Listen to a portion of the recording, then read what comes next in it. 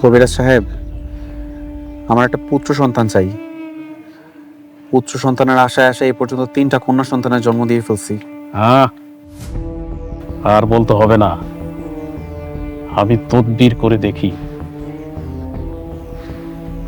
কাছের বোতল আনছো? কাছের বোতল? কাছের বোতল দিয়ে কি হবে? একটা কাছের বোতল লাগবে, স্বচ্ছ কাছের বোতল। সামনে একটা বাজার আছে, বাজারে গিয়ে স্বচ্ছ সুন্দর পরিষ্কার দেখে একটা কাছের বোতল নিয়ে আসো। আমি গাছ গাছালির পাকলা দিয়ে ওষুধ বানায়া সেই রস আমি বোতলে ঢালবো। চাও? ঠিক আছে, এইখানে চুপচাপ বসে থাকবি যতক্ষণ পর্যন্ত আমি না আসি।